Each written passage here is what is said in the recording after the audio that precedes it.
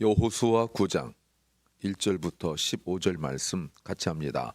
요단 서편 산지와 평지와 레바논 앞 대변에 있는 헷사람과 아모리 사람과 가나안 사람과 브리 사람과 히위 사람과 여부 사람의 모든 왕이 이 일을 듣고 모여서 일심으로 여호수아와 이스라엘로 더불어 싸우려 하더라.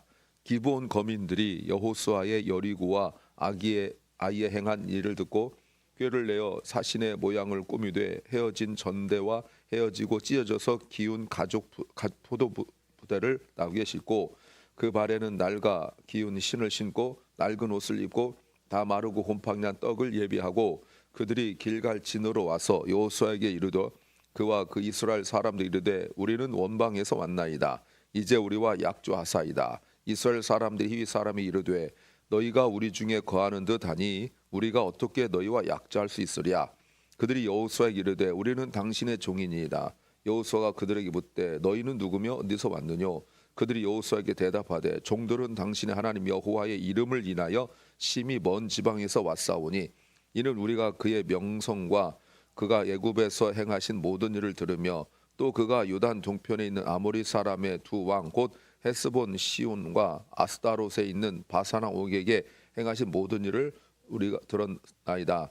그러므로 우리 장로들과 우리 나라의 모든 거민이 우리에게 일러 가로되 너희는 여행할 양식을 손에 가지고 가서 그들을 맞아서 그들에게 이르기를 우리는 당신의 종이니 청컨대 이제 우리와 약조하사이다 하라 하였나이다. 우리의 이 떡은 우리가 당신들에게로 오려고 떠나던 날에 우리들의 집에서 오히려 뜨거운 것을 양식으로 취하였더니 보소서 이제 말랐고 곰팡이 났으며 또 우리가 포도주를 담은 이 가죽 부대도 새 것이더니 찢어지게 되었으며 우리의 이 옷도 신과 여행이 심히 길므로 인하여 낡아졌나이다 한지라. 무리가 그들의 양식을 취하고 어떻게 할 것을 여호와께 묻지 아니하고 여호수아가 곧 그들과 화친하여 그들을 살리라는 언약을 맺고 회중 족장들이 그들에게 맹세하였더라. 아멘.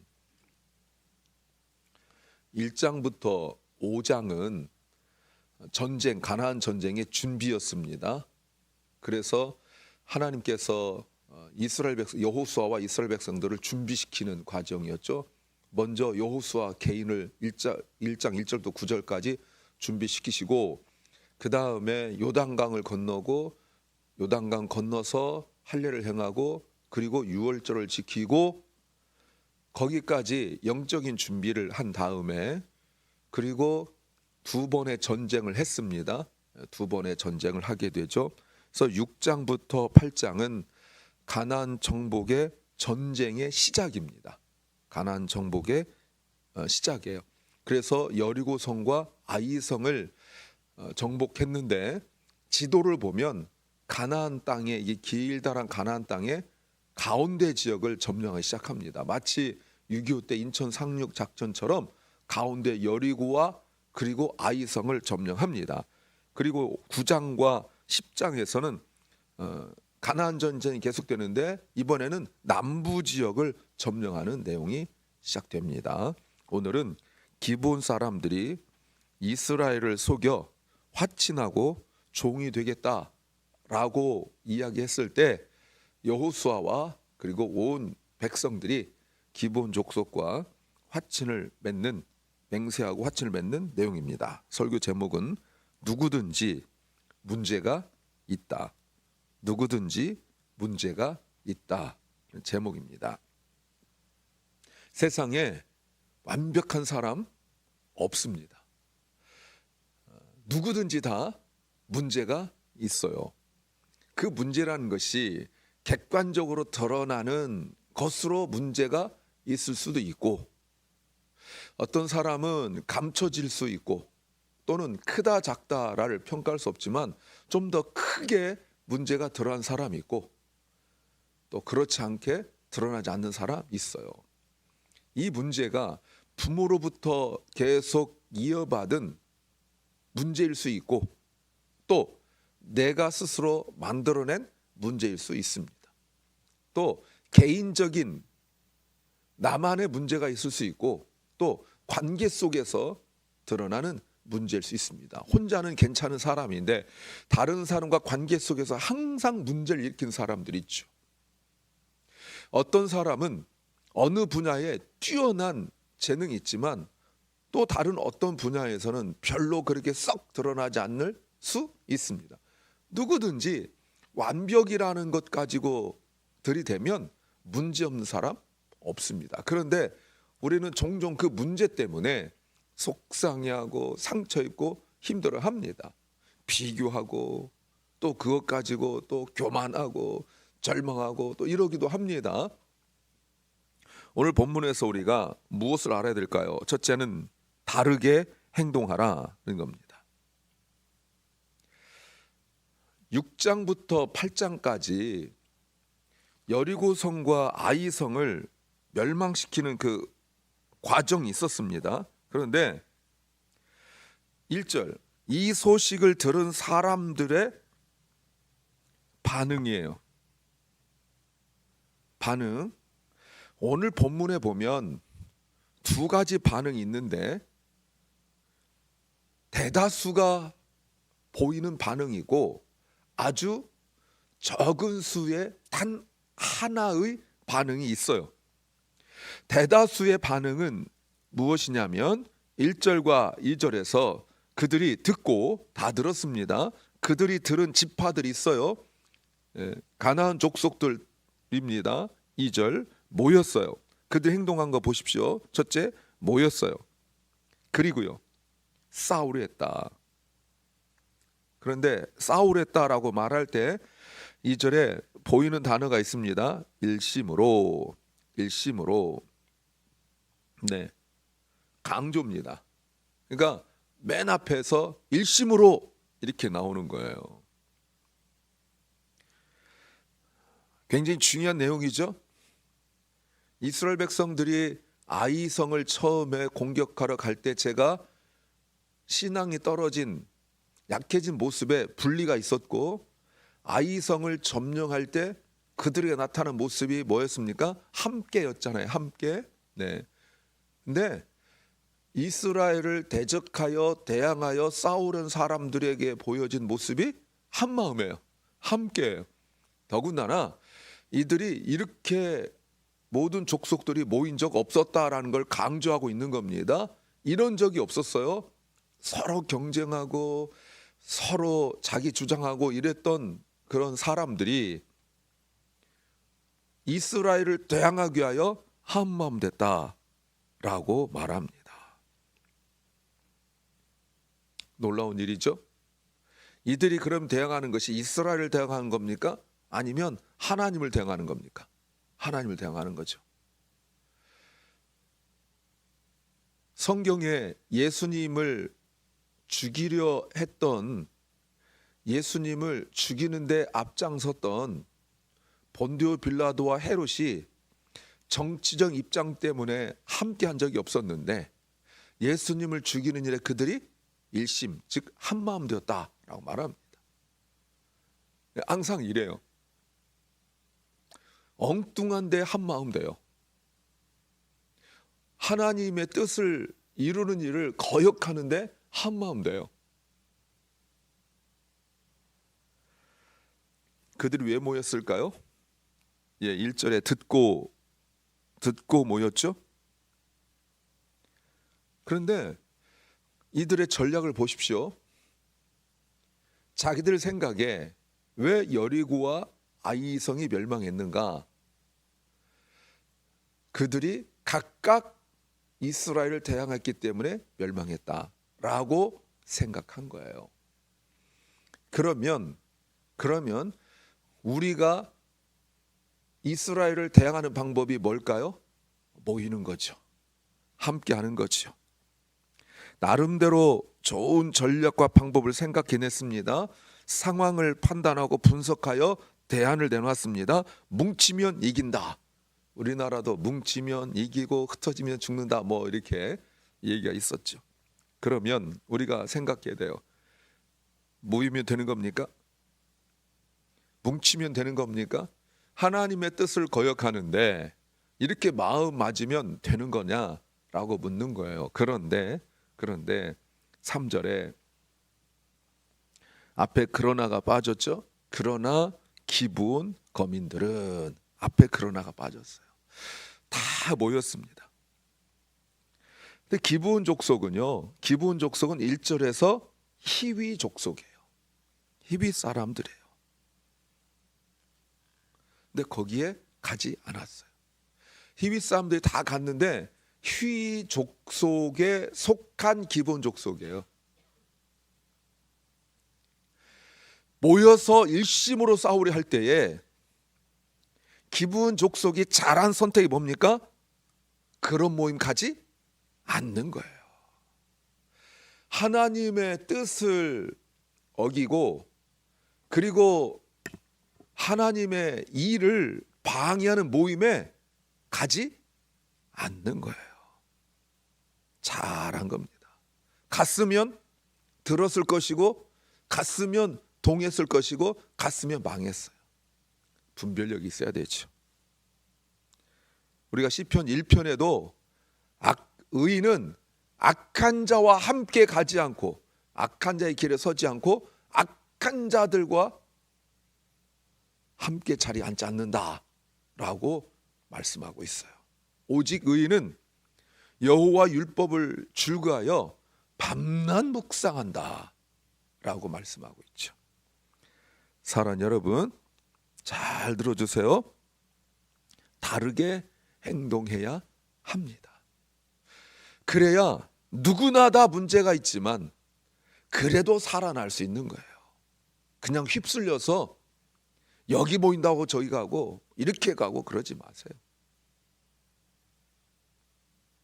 나에게 이익이 될 것 같고 나에게 뭔가 유익이 될 것 같은데 하나님의 뜻을 어긋나고 성경적으로 어긴 모임은 갈 필요 없어요. 두 번째는 더 좋은 방법을 생각하라는 겁니다. 기브온 족속은 그 가나안 족속들과 다르게 생각했어요. 그런데 그들은 앞에 있는 2절에서 모여서 상의하고 한마음 돼서 어떻게 하면 대항하여 싸울까를 고민하고 있을 때 그들은 고민만 하지 않고 움직이고 행동했어요. 1절과 2절에 있는 많은 대다수 사람들도 어떻게 하면 살 수 있을까를 고민했어요. 이런 고민 필요하죠. 적용적으로 우리도 이런 고민해야 돼요. 그런데 대부분의 사람들이 고민만 하고 그러다가 낙심하고 좌절해요. 내가 감당할 수 없는 문제이기 때문에. 여러분, 그러다가 이게 스트레스 받고 그러다가 이게 우울증 되고 이러는 거 아닙니까? 아무래도 안 되니까 커다란 그 벽 앞에서 자신의 존재가 개미같이 벌레같이 느껴지거든요. 큰 문제. 물론 진짜 큰 문제일 수 있는데 어떤 경우는 별 문제 아닌데도 고민하다가 머리가 꽉 차서 머리가 터질 듯이 꽉 차버리면 앞에 있는 문제 사실은 실제로는 요만한데 내 눈에 크게 보이는 거 아니겠어요? 여리고 사람들이 그랬잖아요. 여리고 사람들이 문 걸어 잠그고 문을 마음으로 생각해 보세요. 마음 걸어 잠그고 아무것도 안 했어요. 낙심만 해가지고. 그러나 기브온 사람들은 어떻게 하면 살아날 수 있을까를 생각했고 그 생각이 변했어요. 그 생각이 변했다는 게 뭡니까? 행동이 변한 거예요. 그들이 방법을 찾고 방법을 찾으니까 살아난 거예요. 그렇다면 우리가 생각하고 고민하고 그럴 때 그 고민에 증거가 있어야 되잖아요. 고민의 증거는 여러분 드러난 현상이 몇 개 있어요. 하나는 마음을 병들게 해요. 고민은 마음을 병들게 해요. 또 고민은 사람을 무기력하게 만들어요. 또 고민은 엉뚱한 행동을 하게 해요. 그런데 기브온 족속 보십시오. 고민이 거기에 그치는 것이 아니라 오늘 그들이 했던 것에 보면 중요한 단어가 나와요. 5절에 예비하고 준비했다라고 말합니다. 뭐죠? 구체적인 준비를 한 거예요. 생각만 하고 고민하고 좌절하고 낙심하여 스트레스 받고 무기력하고 엉뚱한 짓 하고 엉뚱한 행동하고 그러지 않고 뭘 했어요? 준비했어요. 사랑하는 여러분, 영적인 생각을 하고 영적인 고민을 하십시오. 살아날 생각을 하고 살아날 준비를 하십시오. 우리 애가 죄악된 세상에서 살아날 준비가 뭡니까? 예배로 시작하는 거죠. 말씀을 듣고 말씀을 묵상하는 거죠. 기도하며 주님을 만나는 거죠. 기도하면서 하나님과 친밀해지는 거죠. 이게 바로 우리의 준비예요. 세 번째는 한 번의 실수를 두 번, 세 번 반복하지 말라. 한 번의 실수를 반복하지 말라는 겁니다. 4절에 보니까 기브온 사람들이 4절 꾀를 내었다라고 말합니다. 이 꾀, 여러분 이 꾀라는 단어가요 중립적이에요. 성경에서 이 꾀라는 단어가 좋은 뜻으로도 쓰였고 좋지 않은 뜻으로도 쓰였어요. 좋은 뜻으로 쓰일 때는 지혜롭다 이런 단어로 쓰였고요. 좋지 않은 뜻으로 쓰일 때는 간사하다 이런 뜻으로 쓰였어요. 근데 꾀라는 말이, 꾀를 내었다란 말은 그 다음을 보면 우리는 알지만 여기까지 보면 중립적이에요. 이 단어가 좋고 나쁘고가 아직 아니에요.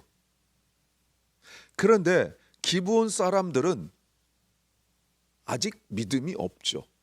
그래서 꾀를 낸 것이 살아날 생각만 했죠. 그런데 그것이 남을 속이는 것이 되었어요. 그런데 그들이 말한 걸 가만히 보십시오. 그들이 떡을 준비하고 뭐 이렇게 옷을 준비하고 했지만 그들이 말하는 것을 보면 잘 보세요. 9절부터 말한 것을 보면 9절 10절에 보면 누가 한 말이라고 생각됩니다. 누구죠? 라합이죠. 라합이 두 정탐꾼을 만났을 때 우리가 들은 이야기 홍해 가른 이야기, 그리고 요단 동편에 있는 강한 두 왕을 이긴 이야기 똑같이 얘기해요. 그런데 라합은 믿음이 있었죠. 그래서 히브리서 11장에 보니까 믿음으로 라합은 두 정탐꾼을 숨겨주고 이렇게 나온단 말이에요. 그러니까 똑같이 말하고 있는데 이렇게 행동하게 된 그 이유, 자기들의 생각과 행동이 변하게 된 이유도 라합과 겉은 똑같아요. 그러나 다른 속이 다른 게 하나 있죠. 그게 뭡니까? 꾀를 내었다. 그러니까 겉은 같은데 속이 다르다 이 말이에요. 행동도 똑같고 말도 똑같아요. 오히려 준비를 더 많이 했어요. 라합은 준비한 건 없었는데 이 사람들은 준비까지 했어요. 라합은 혼자 움직였는데 기본 사람들은 온 나라가 움직였어요. 겉으로 보면 기본 사람들이 더 지혜로워 보여요. 라합은 기본 사람보다 지혜롭지 못한 것 같아요. 그런데 뚜렷한 차이가 뭡니까? 얼마나 많느냐가 아니라, 얼마나 준비했느냐가 아니라 믿음이 있느냐 없느냐의 차이예요. 그래서 살아나서 예수님 족보에 들어가기도 하고 구원의 계보에 들어간 거 아닙니까? 하나님께 쓰임 받고요. 근데 그들의 말을 들을 때 다 들었더니 증거를 들이대니까 14절 무리가 그들의 양식을 취하고 그 다음에요 어떻게 할 것을 여호와께 묻지 않았다. 기도하지 않은 거죠. 이것이 치명적인 실수죠. 여호수아가 지난 말씀드렸죠. 여호수아가 그의 일생 속에 두 번 큰 실수하는데 두 번이 아이성을 공격할 때 처음에 3,000명 보낸 것과 그리고 기브온 족속과 화친을 맺은 거예요. 그때 공통점이 뭡니까? 기도하지 않았다. 왜? 너무 명확하니까. 두 개의 공통점이 뭐예요? 너무 명확하니까. 아이성은 작았고 눈에 확실히 보이죠. 기본 족속은 눈앞에 물건을 증거를 들이댔고, 두 번째, 사람들의 말만 들었죠. 아이성을 정탐하고 온 사람들 말만 듣고 기본 족속과 화친을 맺을 때도 사람들의 말과 증거만 보았어요.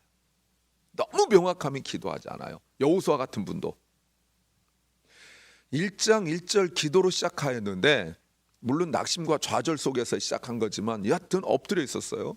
아이성에서 36명 죽고 전쟁이 졌을 때 여호수아 엎드렸어요. 그때 하나님께서 말씀하셨단 말이에요. 우리가 신앙생활 대충 하고 기도하지 않는 사람들 빼고 그래도 열심히 한 사람들이 자꾸 눈에 너무 명확하면 기도하지 않아요. 큰 실수하는 겁니다. 그럼 드러난 현상이 뭐예요? 15절, 여호수아가 곧 그들과 화친했다. 뭡니까? 조급해요. 며칠 더 놔둬도 되잖아요. 좀 더 알아봐도 되잖아요. 기도하지 않을 때의 특징, 조급해요. 그리고 뭐라고 말합니까? 이것보다 더 확실한 증거 있어? 라고 묵입니다. 실수를 반복해요. 여러분, 이 실수가 여러분 어떻게 되는지 여러분 아십니까? 이 실수가 어떻게 되는지 아세요? 사사기 3장 1절부터 3절 말씀에서 보시면 기브온은 이스라엘의 가시가 되었다라고 나와요. 예. 기도하지 않는 실수. 그래서 너무 빨리 결정하려는 실수. 자꾸 눈에 보이는 구체적인 증거만 찾는 실수. 분별력이 약해지는 거죠. 기도하지 않고 그래서 하나님의 말씀을 듣지 않으면 사람의 말을 더 중요하게 여기고 눈에 보이는 증거와 확인을 더 중요하게 보입니다.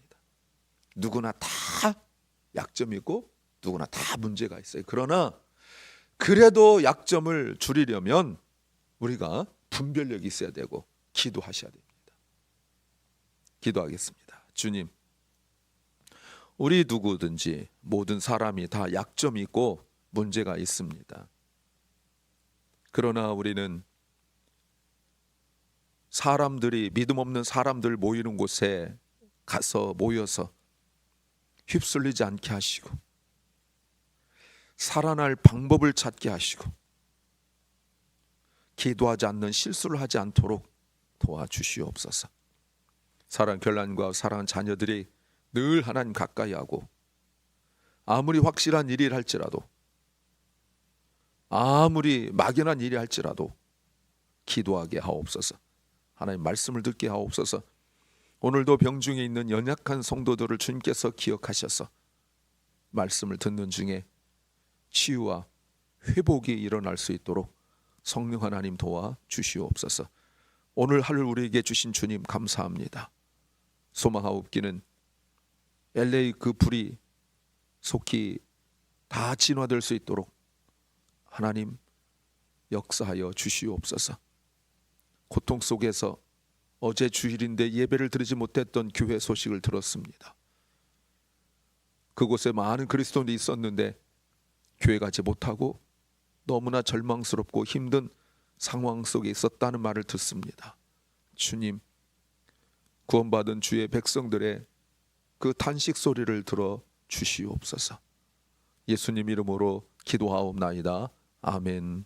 하늘에 계신 우리 아버지여, 님이 거룩히 여김을 받으시오며 나라의 마옵시며 뜻이 하늘에서 이룬 것 같이 땅에서도 이루어지이다. 오늘날 우리에게 일용할 양식을 주옵시고 우리가 우리에게 죄 지은 자를 사하여 준 것 같이 우리 죄를 사하여 주옵시고 우리를 시험에 들게 하지 마옵시고 다만 악에서 구하옵소서. 대개 나라와 권세와 영광이 아버지께 영원히 싸움나이다. 아멘.